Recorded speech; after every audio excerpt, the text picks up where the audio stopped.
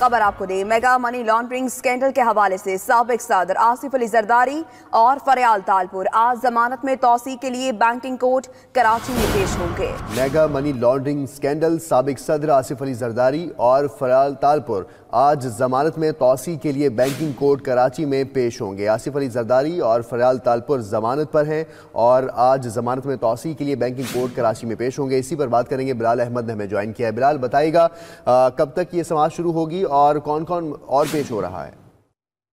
जी, banking अदालत में आज मेगा मनी लॉन्ड्रिंग केस की समाअत होगी। आसिफ अली जरदारी, फरियाल तालपुर समेत जो दीगर जमानत पर हैं उनकी आज जमानत खत्म हो रही है। इस सिलसिले में तमाम मुल्ज़िमान अदालत में पेश होंगे, जबकि अनवर मजीद जो कि निजी अस्पताल में ज़ेर इलाज हैं उनके हवाले से मेडिकल रिपोर्ट पेश किए जाने का इम्कान है। इसके साथ ही हुसैन लवाई और अब्दुल गनी मजीद जो कि अडियाला जेल हैं उन्हें आज अदालत में जेल से पेश किए जाने का भी इम्कान है। इसके साथ ही असलम मसूद जो कि मफरूफ थे इस केस में और एक अहम मुलजिम तस्दीक किए जा रहे थे, वो दुबई से गिरफ्तार हुए थे और इस्लामाबाद से उनका रिमांड लिया गया था। आज उनका रिमांड भी खत्म हो रहा है और चूँकि इस्लामाबाद की अदालत ने ये हुक्म दिया था कि उन्हें ट्रायल कोर्ट में पेश किया जाए, तो असलम मसूद की पेशी भी आज इम्कान है कि उन्हें पेश कर दिया जाएगा या फिर उनकी क्योंकि तबीयत भी नासाज है और गुज़िश्ता समात पर उन्हें अदालत में ताक़ीद से पेश किया गया था, तो ये भी इम्कान है कि असलम मसूद की कोई मेडिकल रिपोर्ट पेश कर दी जाएगी। गुज़िश्ता समात पर अनवर मजीद और अब्दुल गनी मजीद की जमानतों से मुतल्लिक आर्ग्यूमेंट्स किए गए थे। इस हवाले से आज भी ये सिलसिला जारी रहेगा, जबकि चेयरमैन नैब की जानिब से ये अदालत को जो बताया गया था कि मुकदमा इस्लामाबाद मुंतकिल किया जा रहा है, तो इस हवाले से कुछ ही देर बाद इस केस की समाअत होगी। बिलाल अहमद आपसे मजीद अपडेट्स मिलेंगे, आपका बहुत शुक्रिया। तो एक अहम खबर दें, बर्मिंघम के इलाके हाई गेट रोड पर जोसेफ कॉलेज के करीब नकाबपोश नौजवान ने तेज धार आले से हमला करके 3 नौजवानों को जख्मी कर दिया है। पुलिस ने शक की बुनियाद पर एक नौजवान को गिरफ्तार कर लिया। इसी पर मजीद तफसीलात जानेंगे बर्मिंघम से हमारे नुमाइंदे आबिद काज़मी से। आबिद, बताइएगा ये क्या वाक़या है? जी बिल्कुल, सिटी सेंटर से तकरीबन 1 मील का फासला है। जोसेफ कॉलेज है, हाई गेट रोड के ऊपर है और ऐसे एरिया में है जहाँ एशियन एरिया है, बहुत ज़्यादा लोग एशियन रहते हैं वहाँ, और वहाँ तकरीबन 5 बजे के करीब एक नकाबपोश शख्स ने 3 जो लड़के थे उनको जख्मी किया और एक शदीद जख्मी है जो अस्पताल में जिसको शिफ्ट कर दिया गया है। पुलिस इस पर तहकीकात कर रही है और जो यानी शायद हैं उन्होंने बताया कि जो नकाबपोश आदमी था उसने 3 लड़कों पर इस तरह हमला किया कि वो शदीद जख्मी हो गए। तो इस पर पुलिस तहकीकात कर रही है और मजीद तफसीलात सामने लाएगी सुबह प्रेस कॉन्फ्रेंस के जरिए। तहकीकात अभी जारी हैं। बहुत शुक्रिया आबिद काज़मी, तफसीलन हमें आगाह कर रहे थे।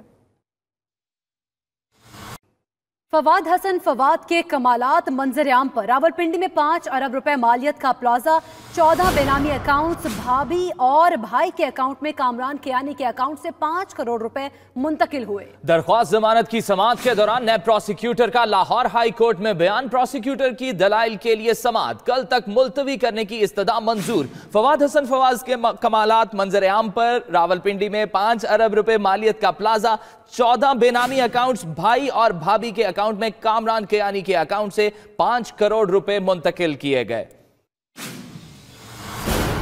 अफसाने साहिवाल की बात करते हैं। मकतूल खलील के अहले खाना से जेआईटी की मुलाकात हुई है। मकतूल खलील के अहले खाना से जेआईटी ने पुलिस क्लब में यह मुलाकात की। खलील के भाइयों ने जेआईटी को मुख्तलिफ फुटेजेस और तस्वीर फराहम की। मकतूल के भाई जमील ने इल्जाम लगाया कि जेआईटी ने वाकई में इस्तेमाल होने वाला असलहा भी तब्दील किया।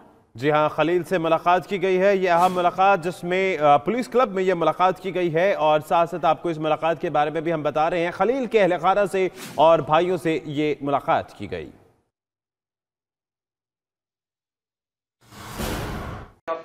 किस तरह देख रहे हैं और ये अभी तक के अगर अपोजिशन चाहे तो मार्च तक भी खत्म हो सके? मैं इस किस्म की बातें नहीं करता।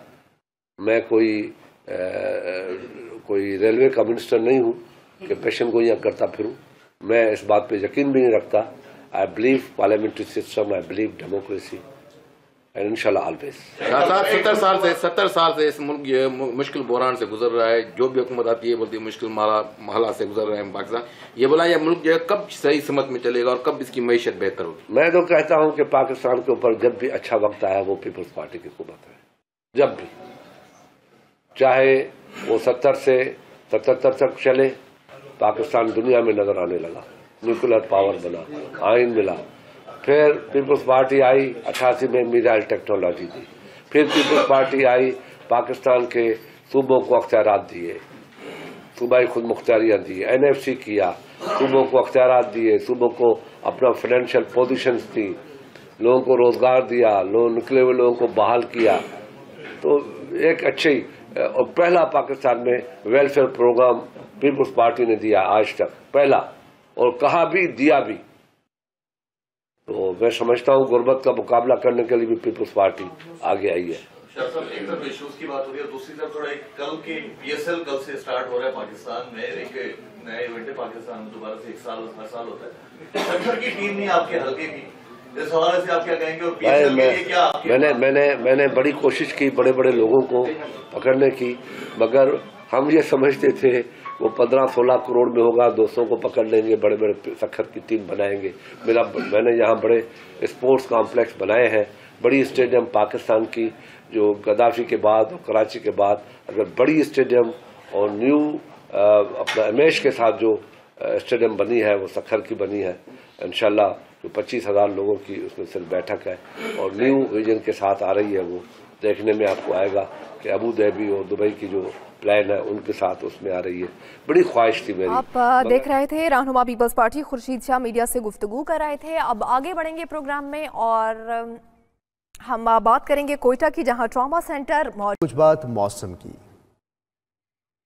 आपको बताएं कि लाहौर और साहिवाल समेत मुल्क के मुख्तलिफ शहरों में कहीं हल्की और कहीं तेज़ बारिश हो रही है। सर्दी की शिद्दत में इजाफा हो गया है, जबकि महकमा मौसमियात के मुताबिक आज मालाकंड, हज़ारा, मर्दान, रावलपिंडी, गुजरांवाला डवीन के साथ साथ इस्लामाबाद और कश्मीर में अक्सर मकामात पर बारिश और पहाड़ों पर बर्फबारी का इम्कान है। इसके अलावा रावलपिंडी, लाहौर और गुजरांवाला डिवीजन में बास मकामात पर यालाबारी की पेशगोई की गई है। लाहौर और साहिवाल समेत मुल्क के मुख्तलिफ शहरों में कहीं हल्की और कहीं तेज़ बारिश हो रही है। सर्दी की शिद्दत बढ़ गई है और ऐसे में महकमा मौसमियात की बात की जाए तो उनके मुताबिक आज मालाकंड, हज़ारा, मर्दान, रावलपिंडी, गुजरांवाला डिवीजन, इस्लामाबाद और कश्मीर में अक्सर मकामात पर बारिश और पहाड़ों पर बर्फबारी का भी इम्कान है। मुल्क भर में सर्दी की शिद्दत में इजाफा हो गया है और बारिश का ये नया स्पेल, जिसमें लाहौर डिवीजन के साथ साथ पंजाब के दीगर इलाकों में बारिश हो रही है।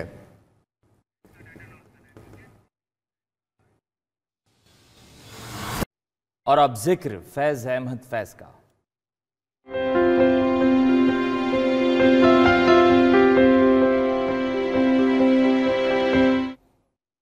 चली है रस्म कि कोई न सर उठा के चले। उर्दू अदब में शायरी के हवाले से मुनफरिद मकाम के हामिल फैज अहमद फैज की 108वीं सालगिरह आज मनाई जा रही है। फैज अहमद फैज की जिंदगी पर देखिए लाहौर से असद अली की रिपोर्ट। नारोवाल में आंख खोलने वाला फैज महबूब था, दानिश्वरों और तालिब इल्मों में मकबूल, सियासी कारकुनों का रफीक और हूरों लैलाओं की दिलों की धड़कन था। फैज अहमद फैज जिस शोबे में गए सफ़े अव्वल पे रहे। 1935 में अलीगढ़ में लेक्चरशिप की, 1942 में बतौर कैप्टन फौज में चले गए। क़याम पाकिस्तान के बाद 1947 में फौज छोड़कर इश्तराकियत पसंद कम्युनिस्ट पार्टी ऑफ पाकिस्तान की बुनियाद रखी। फैज को 9 मार्च 1951 में रावलपिंडी साजिश केस में गिरफ्तार करके 4 साल तक मुख्तलिफ जेलों में रखा गया। 1955 में रिहाई के बाद फैज ने जिला वतनी इख्तियार कर ली और 1959 में लंदन से वतन वापस आकर पाकिस्तान आर्ट्स काउंसिल के सेक्रेटरी तैनात हुए। 13 फरवरी 1911 को तुलू होने वाला उर्दू अदब का ये सूरज 20 नवंबर 1984 को ग़रूब हो गया। जो रुके तो कोहे गरां थे हम, जो चले तो जहां से गुजर गए, राहे यार में हमने कदम कदम तुझे यादगार बना दिया। सऊदी वली अहद का दौरा पाकिस्तान अहमियत इख्तियार कर गया। वजीर खारजा शाह महमूद कुरैशी कहते हैं दोनों ममालिक के दरमियान खलीज पैदा हो चुकी थी। 30 साल बाद वजीर आजम इमरान खान स्टेट विजिट पर सऊदी अरब गए। रज़ाक दाऊद ने कहा 2 साल में $7 अरब की सरमायाकारी आएगी। फवाद चौधरी बोले सऊदी वली अहद के दौरे से पाकिस्तान में मौशी तरक्की की नई राहें खुलेंगी।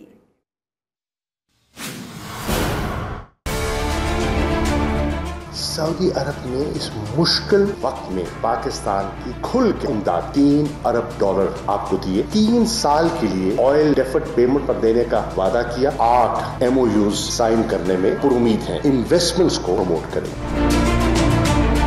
बड़ा प्लेयर पाकिस्तान आज है। जुल्फकार अली भुट्टो शहीद के बाद पहली बार हम उस रोल को जो है वो वहाँ पर पहुँचे हैं। सऊदी वलीअहद का दौरे पाकिस्तान, दुनिया भर की नजरें दौरे पर जम गई। जबकि वजीर खारजा शाह महमूद कुरैशी का कहना है कि दोनों ममालिक के दरमियान खलीज पैदा हो चुकी थी। 30 साल बाद वजीर आजम इमरान खान स्टेट विजिट पर सऊदी अरब गए। बैलेंस ऑफ पेमेंट में सऊदी अरब ने $3 अरब पाकिस्तान को दिए। 30 साल के बाद एक स्टेट विजिट पाकिस्तान को मिला।